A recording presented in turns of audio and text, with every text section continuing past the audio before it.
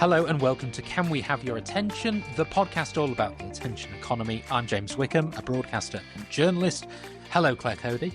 Hello, James Wickham. The founder of the Attention Practice. And Claire, this is one of those where, sometimes you come up with a podcast subject that we want to do. Sometimes I come up with one. Mm-hmm. This week, it's an entirely mutual decision. It's a mutual decision. We both wanted to do this. Absolutely. Because this Sunday, it's the Super Bowl. Woo-hoo! It's one of the biggest events in America. It is American football. And if you do not care about American football, and I would understand that if you're in the UK and this is something that's completely, missed your radar entirely, that's fine. We're going to try and explain to you why it's so crucial and why the NFL is, I think, just absolutely fascinating in terms of attention and in terms of how the NFL, which is pretty much one of the world's biggest sports, tries to keep people's attention.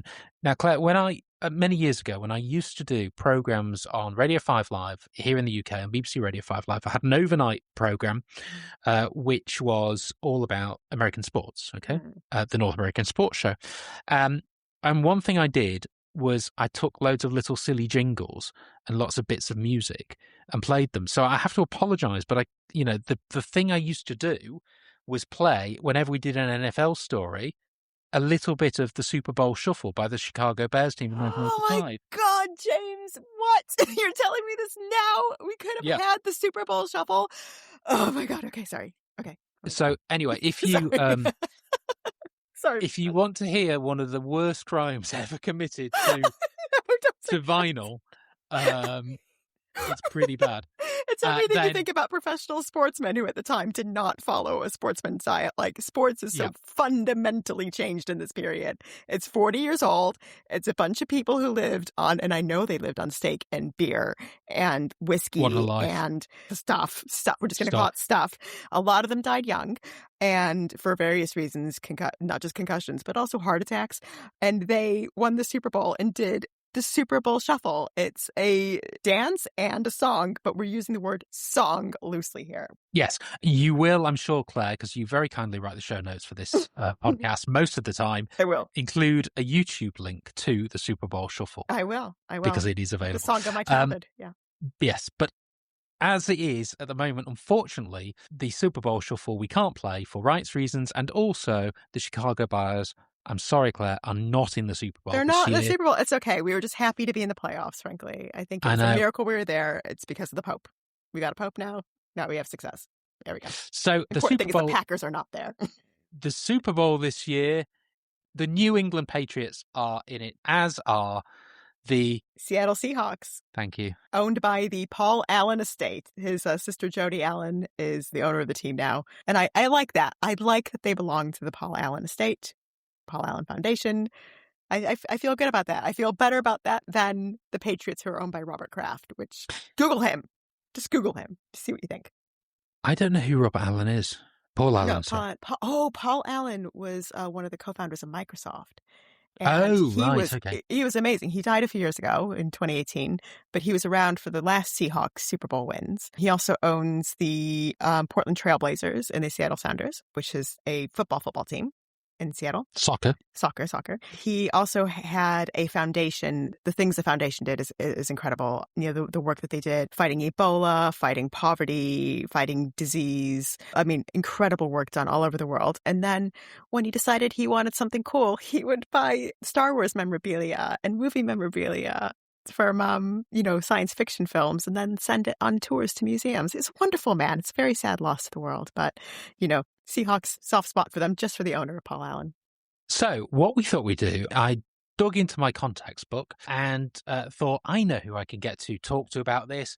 Dan Kaplan. Dan has been a business of sport writer in the US for well over 20 years. He knows just about everything there is to know about the business of sport and specifically about the business of the NFL. He's been to many Super Bowls. So I thought the only reasonable thing to do was to start by asking him who's going to win the Super Bowl.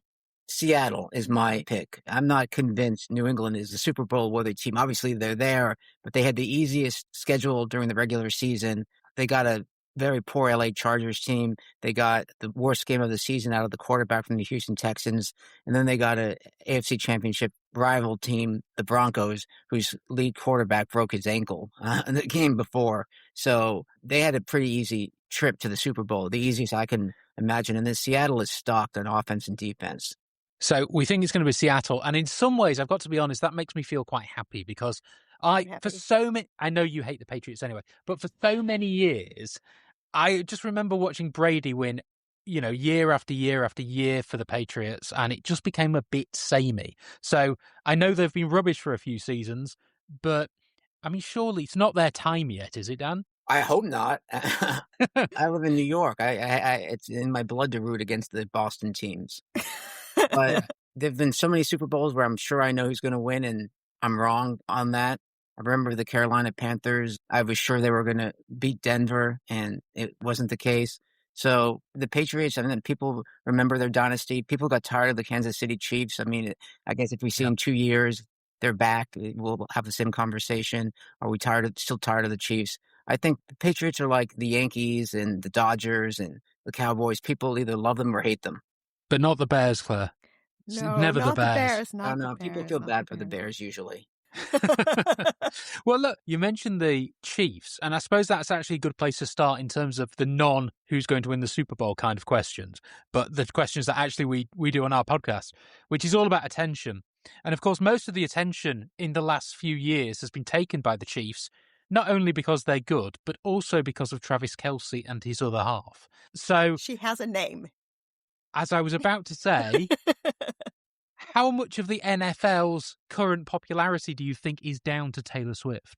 I wouldn't ascribe too much to it. I mean, I think there was a bit of a bump in Chiefs games last year when she was coming to the games and Swifties were tuning in who weren't the core NFL audience. But I mean, at least in the United States, the NFL is a cultural phenomenon. There was an interview that Roger Goodell, the commissioner of the NFL, did in the last year in which he said he doesn't even consider the other sports, NBA, Major League Baseball, hockey, to be his competitors. His competitors are all entertainment options, movies, YouTube, TikTok. It wasn't taken well by the other leagues that he dismissed them so much, but that's true. I mean, if you put the ratings of the other leagues together, they still don't reach what the NFL does. The NFL is going to pull in 120 million viewers for the Super Bowl. No one's even close to that. The seventh game of the NBA Finals might pull in 20 million viewers. Yeah, it's actually the last survivor of live TV, isn't it, as well? I mean, those... News and sports, and more it's sports.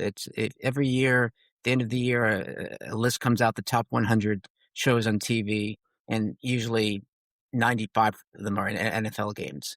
Yeah, and it wasn't always the case, though. I mean, I remember looking at some numbers the other day about, how much the average game pulls in, and it's actually increased over the last few years, but I think it's 18 million on average, something like that on average for an NFL game.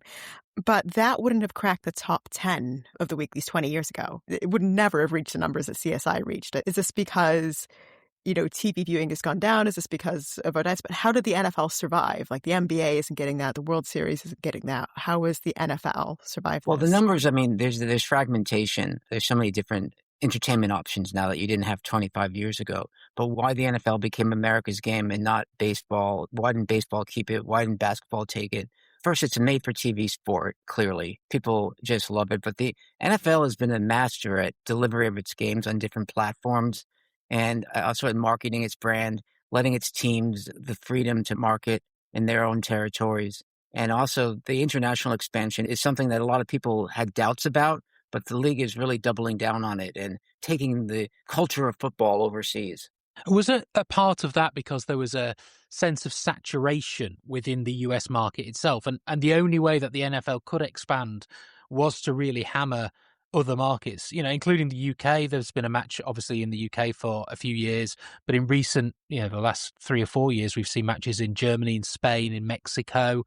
I'm missing some out. Yeah, Brazil. I mean, all over the place. Sure. The NFL's international effort started a long time ago. I think 2008 was the first London game. Maybe it was 2007. So it wasn't just a market saturation issue, because if it were, they would have started it much later. Look, any product wants to expand its marketplace, whether it's a cookie, ice cream, a car, and NFL is a product. And so, yes, there's a lot of consumers in the U.S. and there are not a lot of consumers outside the U.S., but they are really key on global expansion. And the Olympics that are coming up in LA in a couple of years, it'll be the first Olympics with flag football. The NFL is not only realizing it needs international viewers, it realizes for the game to survive and thrive, it needs more and more people playing it. And now most people can't play tackle football, so there's flag football. And the NFL is putting tens of millions of dollars, if not more, into flag football. There's a flag football NFL league. The teams support flag football. Each one, they're required to support flag football. The league is going to create a professional flag football league for men and women.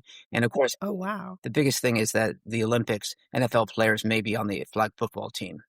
And sorry, just for those who aren't, regular flag football watchers, can you just explain the differences? Flag football watchers?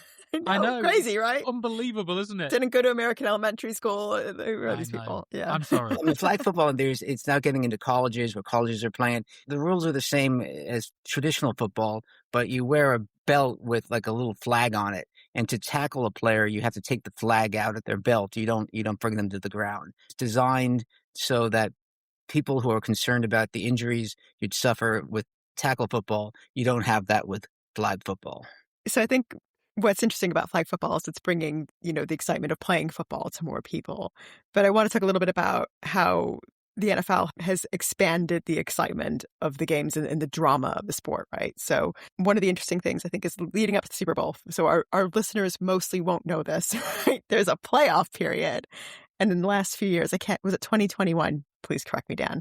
They expanded the playoff period, right, to introduce the wild cards. Can you tell us a little bit about why they made that decision and how that helps them, both from like a business standpoint? How does that help the league and the franchises, and how does that help expand coverage for the sport? The league season was stretched, I think it was in 2021, from 16 to 17 regular season games. And I believe it was the year after that, maybe. And it's so few games as well compared to like baseball or basketball as well. It was hundreds of games, right? Playoffs that you were referring to expanded from 12 to 14 teams, or 7 teams conference. So clearly there's money involved. I mean, more games means more money. They can sell an individual package of games to a new platform. I mean, Netflix has bought the Christmas Day games. Amazon Prime has Thursday night games. They sold a playoff game to YouTube. Talking about global expansion, what they liked about that was it was available anywhere on the planet, not just the United States. So there are issues with this. It's player health and safety. How much is too much? And the league clearly wants to expand now from 17 to 18 games. They need to sign off on the players' union. That's going to be a tough battle coming up in the next couple of years. But the league they're very adept at creating new media packages. I mentioned the Thursday night game. Yeah. There's the Monday night games. There's the Sunday night games. There's a saying about the NFL: on any given Sunday, any team can win. It's an old saying. It comes from when they just... It's a movie too. It's such an old saying. There's a movie called Any Given Sunday. Yeah. Because it came from when they just played on Sundays. They play on almost every day of the week now.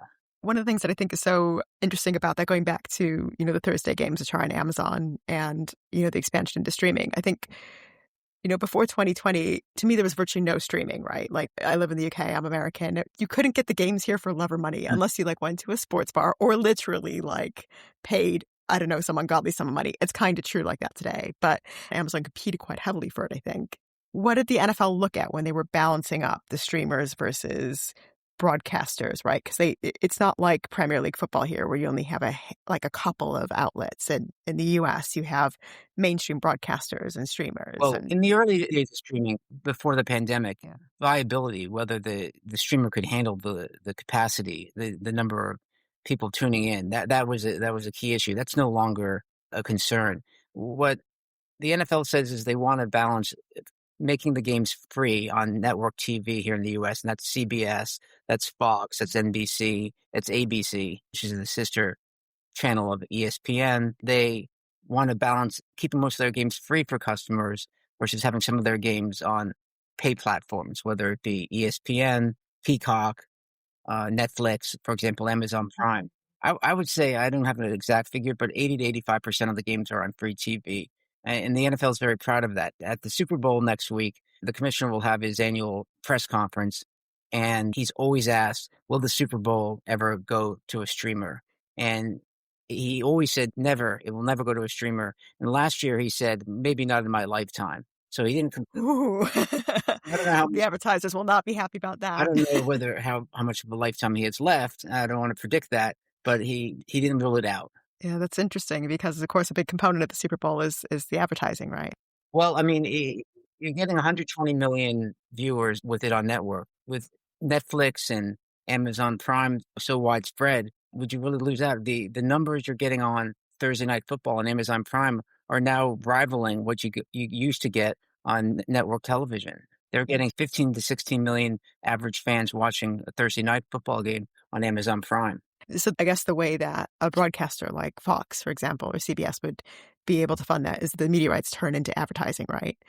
And those are like the last spot standing in terms of, being able to defend revenue or the amount that they can charge for advertising. I think particularly the Super Bowl's still the most expensive. Like a national Super Bowl ad is an ungodly sum of money. $8 to $9 million for a 30-second spot. It depends on when during the game the advertisement is run.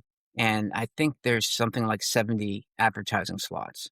So $8 to $9 million for a single 30-second slot. Single 30-second slot, yes. I don't think there's a single ad slot in the UK that sells for even an eighth of that. Well, more people will watch the Super Bowl in the US than live in the UK. No, that's very true. That's very true.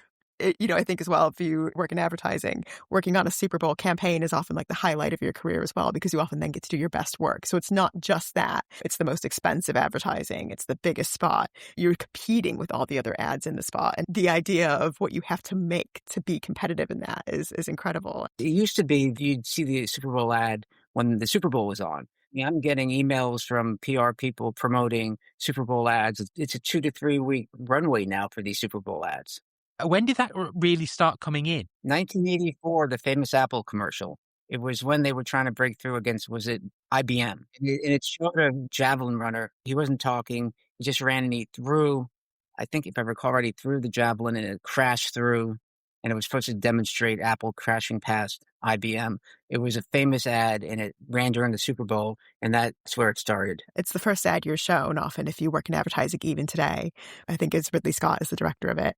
It's still shown as like the possibility of what an ad can do for a company and also what an ad can do for a broadcaster for an entire section of the economy, right? It's a really phenomenal piece of work. The other thing with the Super Bowl's growth was the halftime show. Yeah. The halftime show, as we know now, I mean, sometimes the halftime show outdraws the Super Bowl. If you look at the song sales of the performer, it skyrockets after the Super Bowl. That began in 1993. Before then, they mocked the Super Bowl. There was a Simpsons episode I remember before the change happened, and it showed Bart watching the halftime show saying, and he said, "Snipers, where are you?" In 1993, the NFL decided to shift gears, and they got Michael Jackson. And it was a huge hit, and ever since then, it's just grown exponentially. So did they decide that they needed to change the image of the Super Bowl at that point massively? And then how have they developed that over the years, given different generations? So this year it's Bad Bunny, right? So is it solely through the type of artist that they've chosen, and that's the way that they've updated the show? Or have they done other things as part of the kind of whole experience to really kind of get new audiences in? Well, I mean, in terms of the halftime show, or I'm not much of a musical critic, but most of the performers after Michael Jackson tended towards the rock and roll, Rolling Stones, oldies. They've now begun to move past that. You mentioned Bad Bunny this year. So they also, several years ago, there was a very poorly received Super Bowl halftime show. They hired Rock Nation to handle the Super Bowl. So the halftime show you see is put together by Rock Nation, not necessarily the NFL. So that's the NFL recognizing that they need help for this cultural moment. Rock Nation, for those who don't know, is Dr. Dre and Jay-Z's collaboration with Apple Music. So Apple Music now sponsors that halftime show. Can I take you away from the Super Bowl for a second? Because one innovation that came up in the last few years, which I thought was fascinating and was obviously designed for a different audience, was Red Zone, which happens during the season, which I love. And for those who don't know, it is basically, as the games are going on, this flicks between different matches. So you see, whatever's going to happen if they're about to score a touchdown. What was the idea behind that? And do you know how much effort that took to get going? Because I can, as somebody who's worked in the media for years, I can fully imagine that being somebody in a media room for 10 years shouting, going, this would be amazing, and nobody listening. Well, for your listeners, red zone refers to the area on the other team's 20-yard line and in. So if no teams are in the red zone, nothing's going on. Or if there's 5 teams in the red zone at the same time, you've got 5 screens going on. I've not done a story on the origins of red zone, but it's been a hugely successful element. Is there a sense, though, among those who run the NFL that there needs to be a change in the way that NFL TV highlights and so on are packaged, because we seem to be in a generation now with much less attention span than previously? This is true of all sports. All sports are trying to figure out. I mean, you hear Adam Silver, the NBA commissioner, talk. They've got incredible social media numbers, greater than the NFL. But how do you monetize that? What does that mean to have a gazillion followers on Instagram? Is that as good as having 120 million viewers for the Super Bowl? Not from a monetary sense. So Silver has expressed frustrations that the way people count fandom by just looking at TV numbers may not reflect how you mentioned younger fans. They're not consuming it the way we did when we were growing up.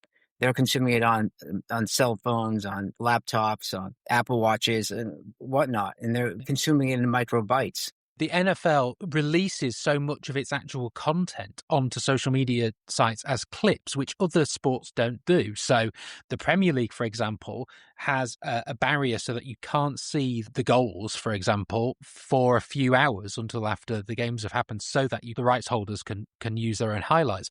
But in the NFL, as soon as something's happened, it seems to be on YouTube. Is the reason behind that they just think visibility is the most important asset they have? Of course, there must be a difference between the countries, because the other sports in the U.S. do that as well. I mean, if you follow the NFL Twitter feed or Instagram feed, I mean, the highlights are up almost 2 minutes after a big play. If you want to run that highlight, you're supposed to legally have the rights to it. They're generally not going to go after the random YouTube guy who puts up the highlight, but rights for highlights packages are big. I mean, when you hear about ESPN signing a huge deal to renew Monday Night Football, they'll say on the side, and we renewed our highlights package. That's a big part of this deal. I like most sports, but I'm also a massive cricket fan. And, there have been YouTubers with huge cricket highlights videos going back to the 80s and 70s, which are wonderful to watch. And actually the cricket authorities have asked them to take it down, which is completely counterintuitive to the NFL's approach.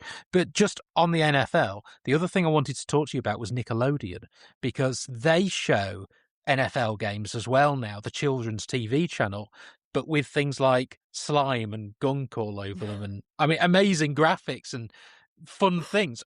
But we are always told nowadays, it seems, that young people aren't interested in watching the television.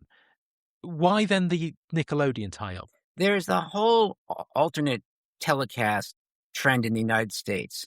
This is just one example. Now, this is not for every game. Nickelodeon does like this twice a year. They don't do it that often. They superimpose slime. It's a kid's production. ESPN, they did one with Simpsons characters, and it was the Simpsons characters on the field instead of the players, but it was tracking what was going on in the game. There's the Manning cast with Eli and Peyton Manning during Monday Night Football. It's an alternate cast where they sit around and talk about the game in front of them, and they have guests on. They have high-profile guests. So we call these alt casts, and there's for the college football championship game, there was like 4 or 5 channels on ESPN you could watch the game on. The main traditional feed, and the others, all these alternate casts. It's funny to me because I've always thought of America as actually quite a regulated media market, as in everything goes towards the biggest advertising kind of thing you can get. But actually, there's this incredible innovation in some of the NFL coverage. Yeah, the NFL it's interesting. They're a very capitalistic organization and they're a very socialistic organization at the same time. They share 75 to 80% of their revenues equally among 32 teams. But that has, as you mentioned, that hasn't prevented them from being quite adept at reacting to the market. It helps when your game has long been the most popular sport in the country. But yeah, there's a lot of innovation that goes on in sports media in the U.S. And part of that is the competition. You mentioned you only have a few outlets. We have so many TV outlets that are broadcasting sports in this country. And if you want to stand out, you got to do something different. On that note, I think one of the things that I think is so interesting is how much they encourage their teams and their players to develop their own media personalities or their own media It's a very good point, Claire. outlets as well. One of the, I think, interesting things about Caleb Williams, Chicago Bears, Caleb Williams is our quarterback. I believe he was media trained quite young. And I think he's not alone in that generation coming in where, in addition to being a really talented player, you then have coaching on how to present yourself, how to run your personal brand, how to run your media operations so that increases the value of your player. And you're seeing that with the NIL explosion in colleges. And for the listeners, NIL is name, image, and likeness. It's essentially college athletes can now do endorsements. It wasn't allowed until 3-4 years ago, but now, to digress a bit, there are players who stay in college longer because they can make more money than a low-round pick in the NFL. Yeah, and we should say at this point, because I've been to see a college football game, and it's an astonishing experience because these are students, right, effectively, student age, and yet the game I went to see the Texas Longhorns play, and apparently they weren't on a very good run, and there was 105,000 people in the stadium. I mean, it is... For a British person, it is mind-blowing. If you're a football school in the U.S., that helps your admissions as well. There's money all around. But I think the point is, if you're the quarterback of the University of Texas, and it's actually the Manning's nephew, Arch Manning, when he comes into the NFL after next season, he's a fully developed business person. He's handled his brand and business. He's not a neophyte when it comes to these things. And yes, the leagues are encouraging. I mean, there's conflicts. You can't have the player go on the field endorsing a product that conflicts with the product of the league or team. But the point is that there's the encouragement of this. There's athletes who have production studios who put out documentaries, and Patrick Mahomes was a named producer on a Netflix quarterback series.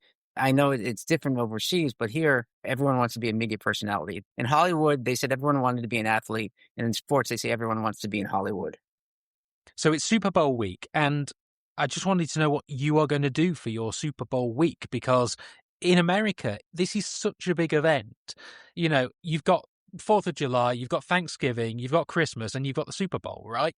And it's huge. So how are you preparing? Well, my son is a big tennis player, so I'm taking him to a lot of tennis tournaments in the area, but I'm not going to the Super Bowl this year. I usually do go. I'm not going this year. The thing about Super Bowl is it's a week-long event in the city that's hosting it. There's parties, there's businesses being done. It's like a massive convention for the professional football industry. So it's a great place to be at. But I'll watch the game like most people. I'll just sit on the couch with my family and see the Seahawks win. And eat, I imagine, gallons and gallons of things. Well, my family, we're all vegan, so we're not going to. So no wings for you then. No wings. We'll eat, but we won't be gallons and gallons. So that was Daniel Kaplan, a sports business writer. Huge thanks to him. That was really fun. Yeah, I love talking about sport at the best of times and managing to do it on this podcast. Wonderful. I can't wait for the cricket episode, Claire. The cricket episode's going to be great, James. It's going to be amazing. It might be a long time. Anyway, with be one episode, it's just 17 hours long. We should do a Premier League one. We should definitely do a Premier League one. Anyway, let's stop doing production meetings in the middle of podcast recordings. We do this too often. It's a very bad idea. What I was going to say to you is Dan isn't having a massive party this year, but it is a big thing, isn't it, in the States? He's watching it with his family. And people will be having big parties watching this game. Yeah, they have big parties, but I think also just the fact that even if you're not, the fact that you're watching it with your family, like how much stuff do you watch live with your family now? Like zero. It's that appointment to watch thing, and it brings the family together. And, the BBC, I know for years has prioritised getting those big sporting occasions, like the World Cup and the Euros and things like Olympics. that. Yeah, and the Olympics. Well, they got sold out a bit on that, but they still have some rights. And the reason for it is, the BBC wants to be the home of those big moments that bring families together. Yeah, very much. That was a really interesting part of that conversation, that the NFL prioritizes that. And I imagine we'll continue to prioritize that for that reason. It's almost completely the opposite to what we see in the UK with the dominance of any sport where people exhibit anything close to an interest in gets sucked up by Sky and the Murdoch machine, with some consequences on its potential expansion ability. Absolutely. Well, what are you going to be doing this year? Watching the Super Bowl? Are you staying up for it? I'm going to stay up for it. And I'm going to watch it. And I am going to quietly, silently, maybe not so silently as I can, root for the Seattle Seahawks. Well, for the first time in about 15 years, I am not going to be staying up for it, and I'm not having a party because I have to work the next day, which is a plan. I'm telling you, this is going to be fun. I know I've got to get up early the next day as well. Like, I've got to get up at 6 a.m. So I probably won't watch it. Let's see what it's like on the night, because I might not be able to sleep knowing it's on. Anyway, there we go. The halftime show as well, Bad Bunny, could be fun. Excellent choice. I'm really excited about this. I know it's a controversial choice in the U.S., to say the least. Someone told me that the Super Bowl halftime show, that Rock Nation, one of the changes that it made is it doesn't give artists a fee, right? So it pays for the production of the show. It pays, which the production is immense, right? It pays for that. But what it says to the artists is the streaming that you get from it is going to be intense, right? So, the friend who told me this pointed out that Taylor Swift will never do a halftime show as a result because she doesn't need a streaming boost, right? But Bad Bunny makes sense in that light because what you're doing is getting a reach for the Super Bowl, a reach for the performance of it and for the theatricality of the NFL into other markets. Bad Bunny is one of the world's most streamed artists, but it also brings Bad Bunny into, more mainstream homes in the US. So to me, that's a winner. As always, your predictions for the Super Bowl are very welcome at canwehaveyourattention@protonmail.com. Please. You can also talk to us about lots of other attention economy things, but, we will take Super Bowl requests and various other things. So can we have your attention at protonmail.com? Thank you. Enjoy the game. Thank you, James. You too. Well, enjoy the highlights.